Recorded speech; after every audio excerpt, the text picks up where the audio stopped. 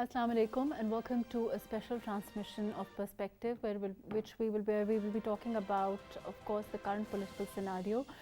We've had, of course, recently a press conference by Ishaq Dar, Mariam Nawaz, Rana Sanaullah, the key leadership of the PMLN. There has been, of course, on what is the Cypher conspiracy. There's also, of course, violation of the Official Secrets Act, which the government is going for as far as Imran Khan Sahab and the Cypher controversy is concerned. We've also, of course, recently heard news that there are arrest warrants for Imran Khan Sahab, chairman of PTI, have also been issued. The developing political scenario in the wake of these developments, we'll be discussing this. We'll also be talking about, of course, the call for what we've seen Imran Khan Sahab talk about Long March time and again. There seem to be reports that he was going to call for a long march in the next 7 days.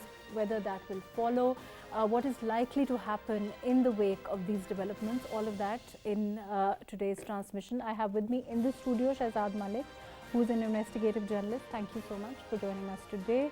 We also have with us Dr. Niaz Murtaza. Thank you for joining us, Dr. Niaz. I'm going to start off with Shehzad Sahab. Shehzad Sahab, overall, of course, we've now been talking about the Cypher for a while. There has been talk of the controversy. There have been development, very quick ones in the last couple of days. Yes. The audio leaks, and pursuant to that, we've seen this press conference come. How do you see the overall developing political scenario now, considering, of course, the arrest warrants against Imran Khan Sahab, which have also been issued?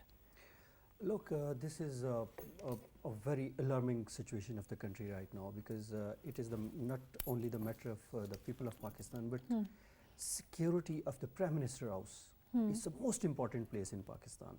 It's the most important, it's a face of Pakistan where we present, and the security has question mark.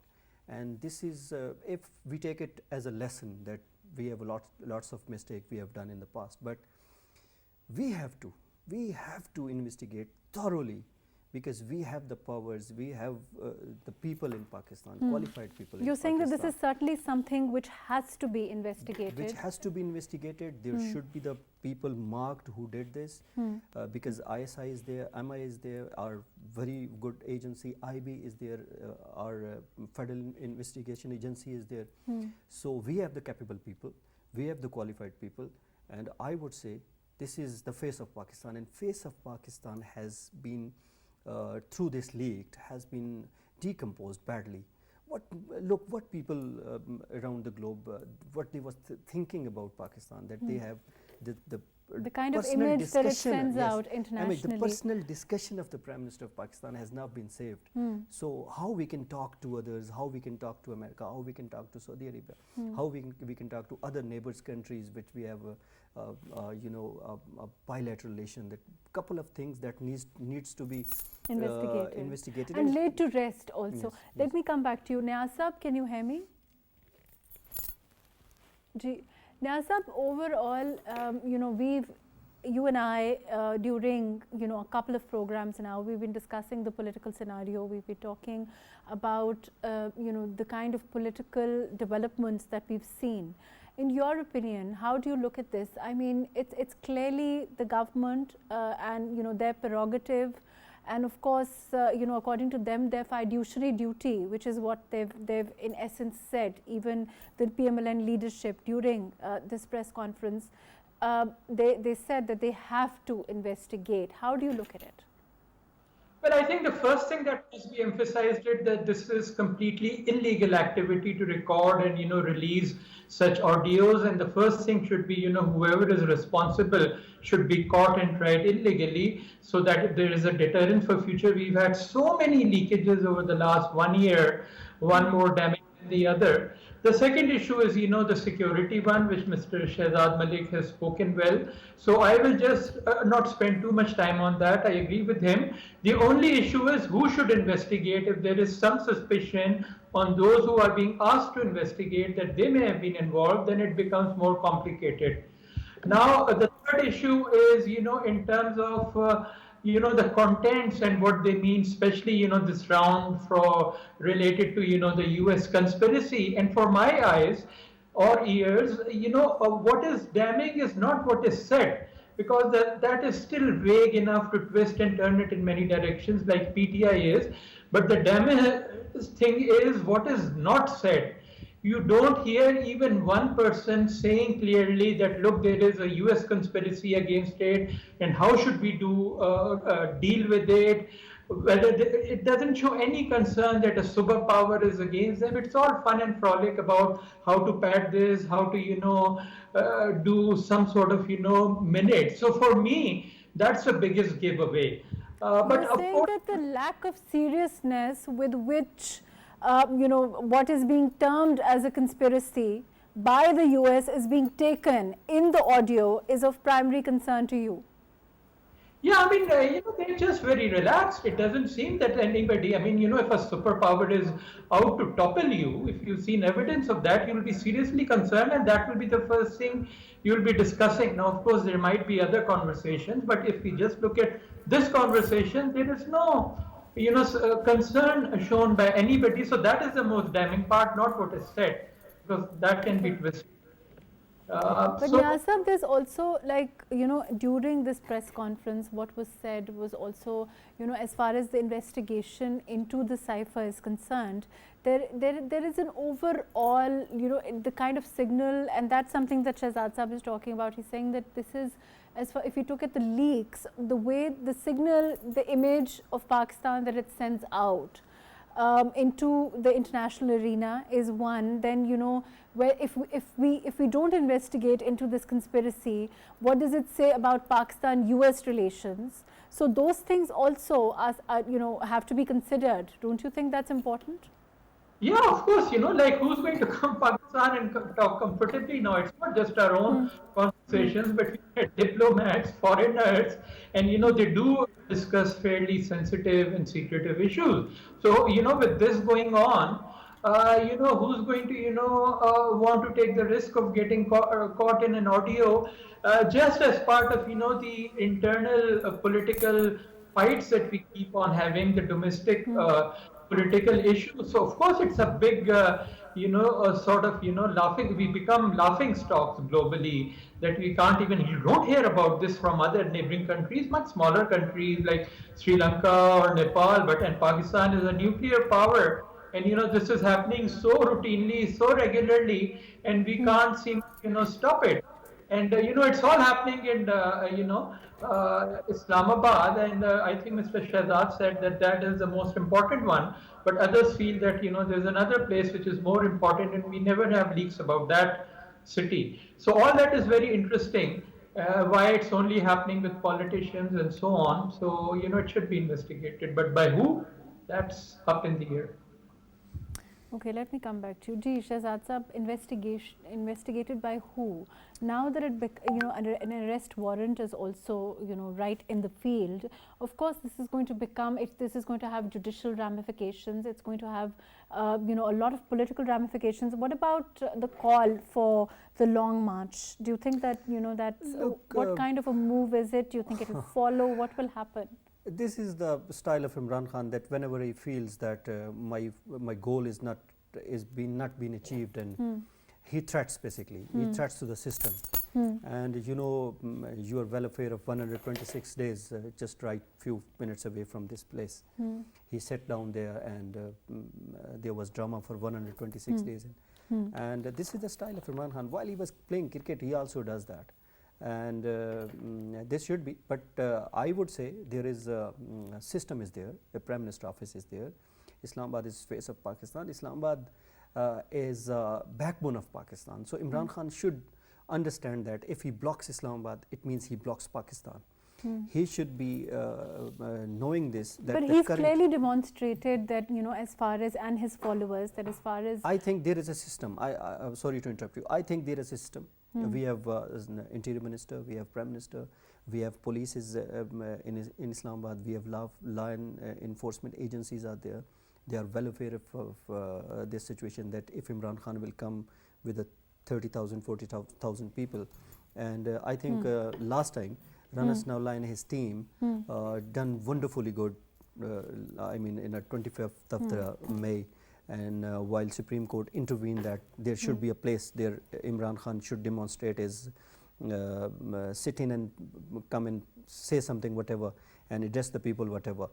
So I think there should be law enforcement agencies' responsibility to stop that curb, because the current economical situation does not allow anyone to do something in Islamabad, because you know that economy is a most important thing. Let me come back to you. We also have with us Barrister Safiullah Ghori. Safiullah, can you hear me? Yes, I can hear you. How are you? Safiullah, as far as after this arrest warrant, I want to talk to you about the legal side of things.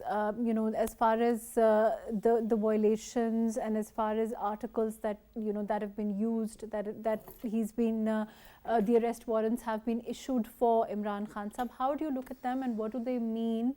What are the consequences of these provisions, and what will likely happen in your opinion?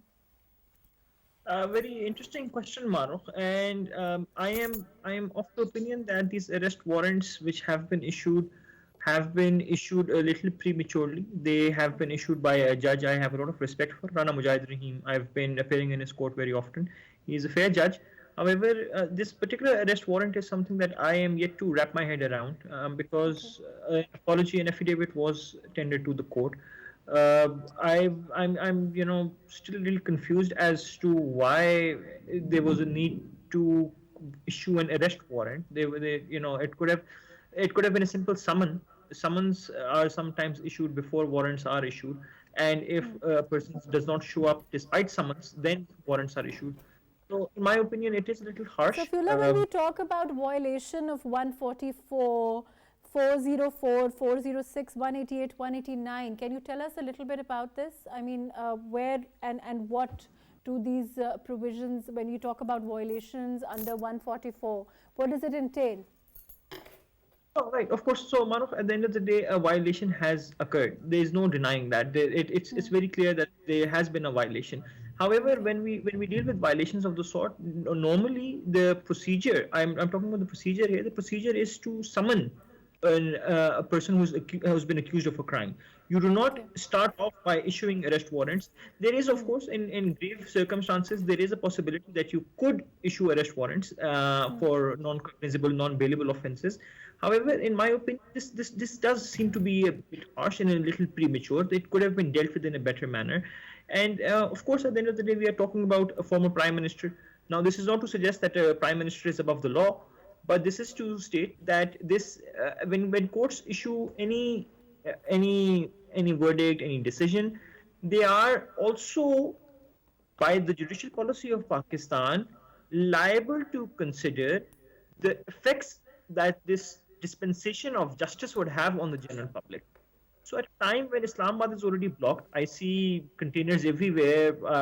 There's a Kisan rally going on. There are considerable other issues. I don't see why such an aggravating move had to be made by the courts. Honestly, I'm a little stumped. I feel like if somebody else could shine a little bit more light on it. But if I were to even view those orders, I haven't seen them yet. I don't believe they've been made public. But if I were to view them, I would be able to definitely give a greater insight as to why this happened. Please stay with us. I'm going to go to Niasab with this. Niasab, I hope that you heard what Safiullah is saying. He's saying that he sees. Do you think that it would have been possible to avoid this? Because you can't let this one, according to the presser we've seen, the government seems adamant, and they seem quite, as far as the overall scenario is concerned, it doesn't seem to be something that it can't be one of those let this one go kind of situations.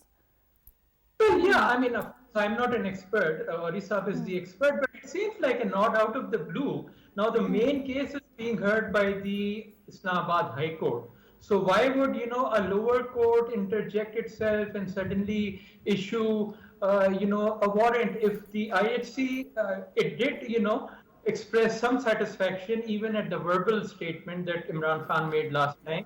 And now he has put it in writing. If there is any dissatisfaction now, that should come from IHC. So I don't know why, whether it's a mistake, but I hope it will get clear on Monday or whenever the IHC hears the next Do you think in the case. meantime Imran Khan Sahab will be arrested?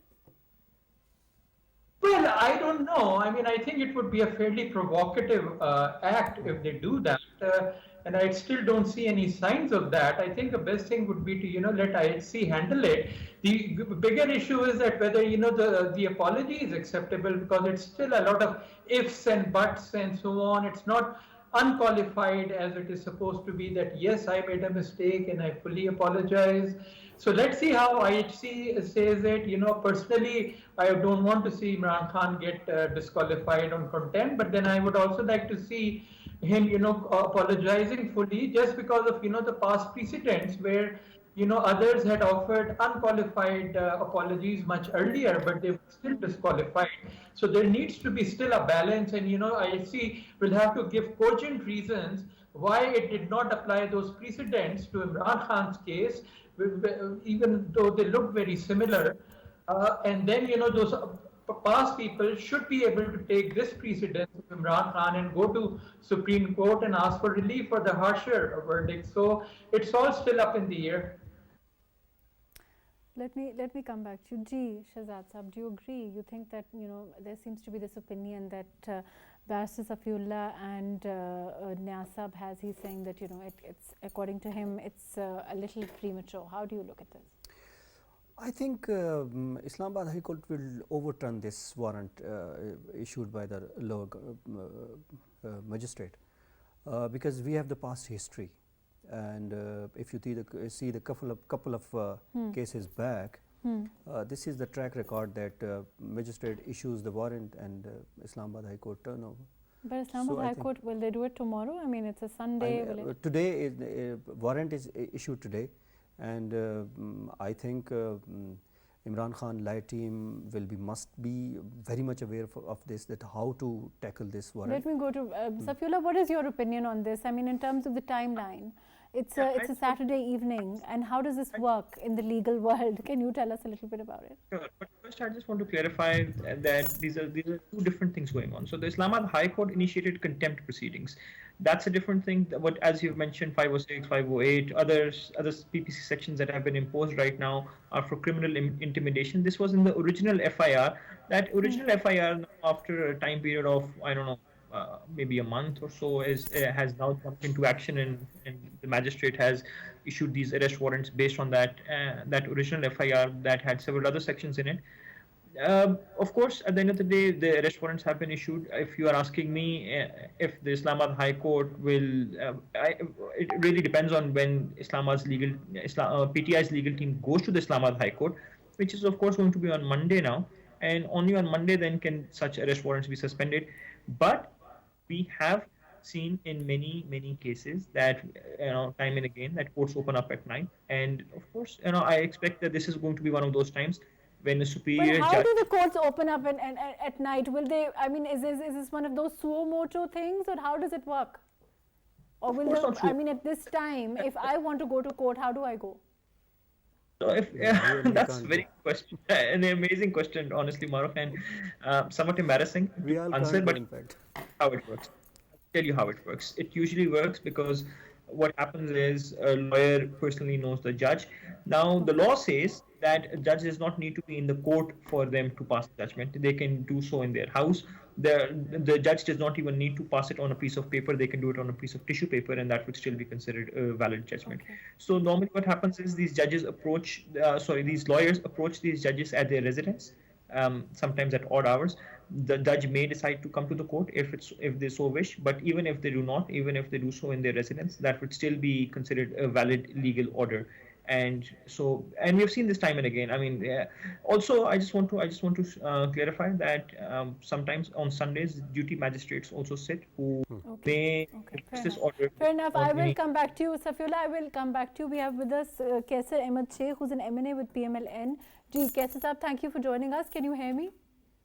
Yes, I can hear you. Ji, Kaisar Sahab, as far as these developments are concerned, as far as the PMLN is concerned, as far as the investigation into the cipher is concerned, there is now confirmation that there is, of course, the Official Secrets Act against against which Imran Khan Sahab will be taken to task. How do you look at this development as far as the PMLN is concerned, and how do you perceive the reaction that may come from the other side? Because we've been hearing that there is call for another long march and all of those things. How do you look at that? I am in my constituency, Chanjot. I'm not aware of any latest development. But I can only mention that everything should be according to the law. If there are some FIR, I don't know whether there's some FIR or some complaint, whatever, but it should be according to the law, and the other side will definitely react, and if they react, it depends that how they react. And you're saying that it's immaterial how Imran Khan reacts, as far as the PMLN is concerned, and as far as the government is concerned, they're proceeding as per law, and it doesn't matter where. But of course, in terms of the reaction from the other side, we are talking about a political party. We are talking about, him making assertions like him mobilizing his followers, all of those things. And of course, the government is prepared to tackle with that, right? Yes, I think the government must have made fully alertness and preparedness for that, and there can be some reaction. Of course, political parties, they have the following. All the political parties have followings, and there can be some reaction, but it all depends on what sort of reaction. If it is according to the law, I think we should react like that. But if there is something illegal or unlawful, then it is a different thing, and then it should be the action should be taken accordingly. So yes, sir,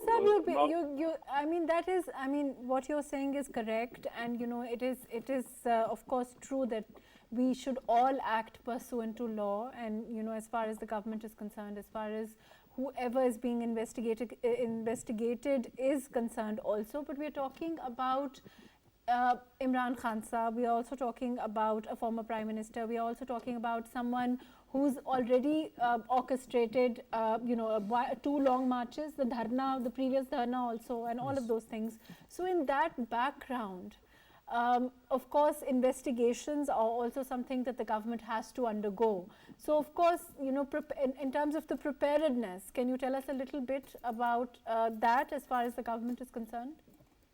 It is, you see, it has been being discussed since long, and both sides have made preparedness according to their own thinking, and let's see what happens. But I don't feel that there should be so much reaction in it. The courts, as I was hearing some legal advice, if they can approach to the court at this time, they must. The opposite party must approach to the court at this time, and even the courts opened at 12 o'clock in the night. So if there is some legal remedy for that, they can approach to the courts, and I think it will be done according to law, and there's nothing extraordinary. So if the government feels it is against any regulations or laws, they have made this complaint or FIR. I don't exactly know what is the proceeding yet, but let's see. It will be the reaction will be once we see what they decide about it. The PTI decide about it, and it's too early to predict anything definitely. You see, all the political parties have their followings. There is a following. There can be some reaction. The people, of course, some of them favor their party's leaders if there is some action like that. So it's not so usual. You see, the party heads are not usually being subjected to such FIRs. So I feel that the reaction will come, and they have the legal approach to go to the court and to have their to let them satisfy accordingly. I feel it's nothing extraordinary. Let's see what happens. But right. Okay. Thank you so much for being with us, Kaisi Saab. Thank you for joining us. Ji, Safiullah, we were talking about the legal side of things, and according to Kaisi Saab, he's saying that this is nothing extraordinary, and that it should happen. But as far as I keep going back to it, and I'll go to Shahzad Saab with this also. When we say that of course there's nothing extraordinary, again I'm saying that we're talking about somebody who has a history of making statements that can be construed inflammatory in nature, and of course the talk of dharna, the talk of having this march has long been pending, and it's been over time, it's been said time and again that now is the time, this will happen. Even if you look at today, if you look at the tweets of some of the leaders of the PTI, they seem to be alluding to some kind of such activity. It's not clear what, it's not clear how it will happen. So in that background, of course, when the government has chosen to move forward in this regard, they would be prepared for anything that can happen, right? Right now, Maruf, of course, I don't have any qualms with saying that Imran has been making very inflammatory speeches. He has, in fact, very clearly been involved in criminal intimidation of public servants, of opposing members of government, of just about everyone. I think if one was to look strictly at the kind of evidence that we have, Imran Khan would have a very difficult time getting out of it. However, I don't understand why it needed to start off with an arrest warrant when it could have started off with some. That is what I have a procedural problem. I do not have a problem with the fact that a trial has potentially started against him. That should definitely be done. He should be brought to the court. He should be made answerable for all the things that he has said, because these things hurt not only individual people's sentiments, but they also hurt the national fiber of institutions. Remarks against the judges. I want to throw a question at all of other participants of today's program, and I don't mean this just about one leader in particular, but across the board. Till when are we going to differentiate between our public functionaries and normal people? But then Safiullah, you said that has to be taken in stock also in some cases. Sorry, I didn't quite understand the question. Can you please? I'm saying that if this was a normal, if this was a normal situation with a normal citizen, then it wouldn't matter. All of those considerations would cease to matter if violations of these articles were at play. Until when are we going to differentiate?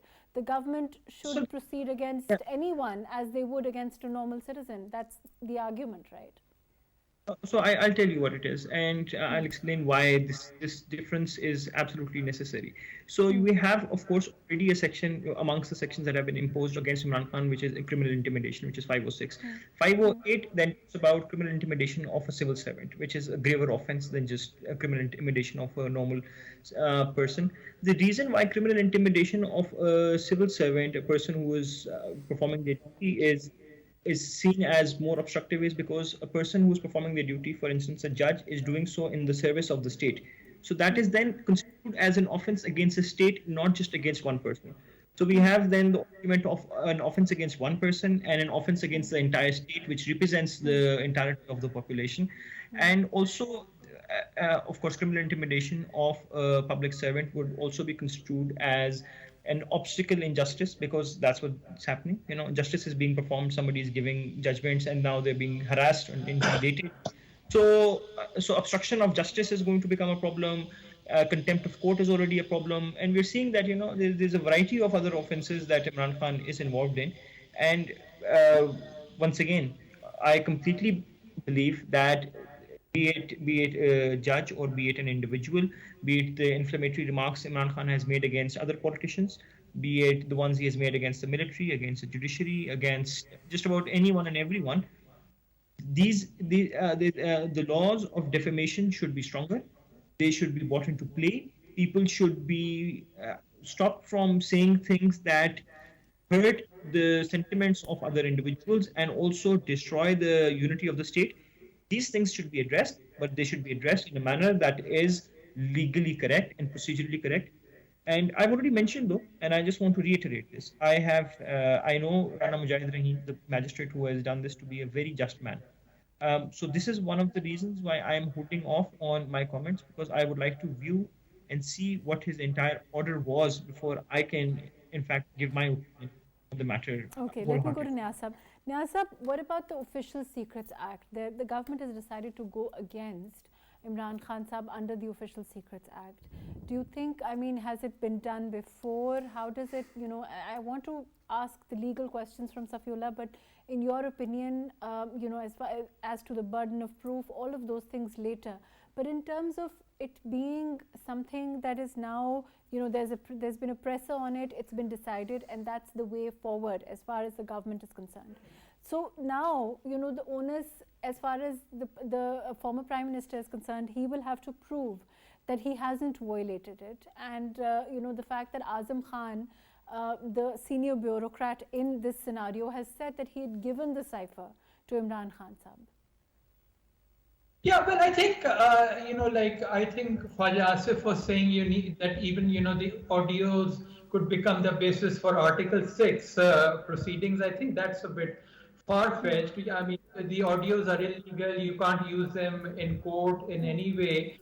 But the issue, if the cipher is missing, and you know it has been taken away by either Azam Khan or Imran Khan or any PTI person, then obviously, you know, we see what's going on in the USA right now with, you know, the FBI raiding Trump's house. Then it could, you know, morph into something similar, but then they will have to have clear evidence that somebody from PTI took it, you know, somebody from the Prime Minister's office, a staff member should vouch that, you know, they saw you know, a PTI member take that cipher. So they'll have to generate, you know, some evidence, and then, you know, they might try to, you know, raid Banigala and try to find it. So I think it's going to be an uphill task, not so easy. And, you know, the government keeps, you know, slapping these different cases like terrorism, sedition, and, you know, they hardly last very long. The terrorism case has been thrown out, so they should think seriously, you know, ask. Because we've just seen, let me come back to you, we've just seen, I'm going to go to Shahzad Sahab. Shahzad Sahab, we've also seen, you know, the Avonfield case, we've seen Mariam Nawaz, we've seen other main political leadership from the PMLN go through courts, and, you know, innumerable court hearings, which in itself, you know, something, you know, that has its own effects on anyone who has to be subjected to that kind of, you know, going to court, trying to prove themselves, trying to vindicate themselves, all of those things. So cases which will have their own ramifications once they've been instituted. Do you think that politics overall has become, you know, now about those cases, the judiciary being, you know, the judicial system, of course, being tangled in the overall scenario? Of course, in this case, there doesn't seem to be any other option as far as the government is concerned, now that the audio leaks have come, now that, you know, there is this talk about the Official Secrets Act being violated, all of those things. I would say one thing before coming to this question. Cipher is missing. Some people say cipher is missing. First of all, we have to differentiate, determine that who is the custodian of the cipher, who is legally custodian of the cipher, Prime Minister office or Foreign Office. Some people say Foreign Office is the custodian of the cipher. Some people say there's a Prime Minister, because there were minutes also, and that Prime Minister office should be the custodian of that. Some people say this is the court file. It has become because this cipher matter went in the Supreme Court, and now the Supreme Court is the custodian of the cipher. There is a big confusion. We are basically confused nation. Okay. Our system is confused. We have not been clarified what is our goal, we have not been, we don't have any direction. Even Imran Khan, even this government, I don't know what they are doing. There should be the system. There should be the system. But isn't this a move if we towards don't a have the system? system, if we don't have the system, we are getting everything from the rest of the world. We can borrow wisdom also. Right? Let me come back to you. Safiullah, So, is it, do you think, is it, If you, I want to, sorry, Ji, if you can you allow, hear me? I just Ji, quickly please add. go ahead. Luckily, Pakistan does have a system. It's defined in the Foreign Office rules. The cipher, and I think this is part of the confusion that PTI has generated as to cipher gone missing, cipher being here and there. The cipher is distributed to 5 key stakeholders. On all ciphers are distributed to 5 key stakeholders. One of them is the foreign secretary, one is the foreign minister, one is the prime minister, one is the chief of army staff, and one is the joint chief of staff. Ciphers cannot go missing. That's not going to happen. Now, But the the current government should clarify it. Where is that? Current government should that's- clarify it. exactly. Misconception, sorry to interrupt you, misconception should be ended if But the whoever current government is didn't have generating it. that. Ji.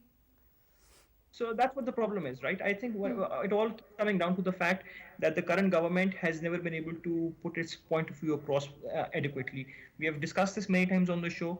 PTI manages to always create a brouhaha about something. Everybody in the public starts buying it. The other political parties just do not seem to have the voice to counter it. Maybe they do not have good lawyers. Maybe they do not have sufficient media presence. I don't know what the reason is. But it's happened many times when, like for instance, just to give an example, and I think a prime example is right now what's happening in Islamabad. The Kisan rally has blocked Islamabad. You're in Islamabad. I'm in Islamabad. We are all held hostage by the Kisan rally. Now, nobody from the current government is able to sufficiently clarify to these farmers that agriculture is a provincial subject. If they have a problem, they should go to Lahore, not to Islamabad. Islamabad is doing nothing about it. Islamabad cannot do anything, even if they wanted to. Yet, Islamabad is hostage and they are not going to Lahore. This is the failure of diplomacy, this is the failure of negotiation, and this is the failure of the current government to put its point across to the Kisans, to whoever it is. And I keep seeing this time and again. So this is what the point that I have. And Agreed, Safiullah. Agreed, Safiullah. sorry, thank you. I agree with you. I agree with you. Whether the point is that as far as, what about the Official Secrets Act? I want your comments on that. Oh, Maruf, I agree with Niasa. This it cannot be put in these. So we have you know better than I do. We have Qanun-e-Shahadat, Article 164, which categorizes this kind of evidence, digital evidence, as secondary evidence. We also have the EU Electronic Transactions Ordinance 2002. And we have various court judgments which state that if digital evidence of this sort is presented before the court, it can become primary evidence, acceptable evidence, but only if conditions are met. And those conditions are, firstly, that it must be unaltered. Secondly, it must be proven that it has not been tampered with. By unaltered, I mean complete. By tampered, I mean nothing has been changed inside. Number 3, it must be shown how it originated. And number 4, authenticity of the device on which it was recorded, be it video or audio. But Safiullah, then one thing is clear, that eventually it will come under the purview of the courts again. No, it All will. of this. So the courts will dismiss it immediately because this does not fulfill the basic criteria of evidence as per Qanun-e-Shahadat. That's what I'm saying. So at the end of the day, even if somebody tried filing a case, the courts will dismiss it right off the cuff. That's your opinion. Yes, I'm fairly certain of it. But I'm saying that overall, in terms of our political arena, in terms of when we talk again, we've had this discussion before, when we talk about a rational, opposition, we haven't seen that from Imran Khan Sahab, we haven't seen that from the PTI. We've seen them call for agitation, as far as the agitational style of politics. And that is something that has led to making assertions, making threats, making inflammatory remarks, and that seems to be, that's unlikely to change. So we don't really know what we're in for. That is a fact. Would you agree? I think that Imran Khan understands the general public pulse very well. So he continues to give remarks, make speeches, behave in a manner that would continue to please the public, and he seems to have definitely captured the public's imagination.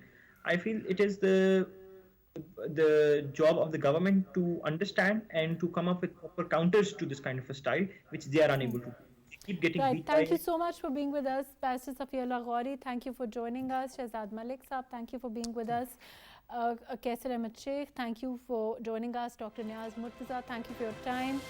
We'll be taking a short break, after which we'll resume the special transmission of Perspective. We'll be talking about the latest political developments and what is likely to follow in the light of the arrest warrant that's in play, and also the investigation into the cipher controversy that is likely to move forward now. Please stay with us.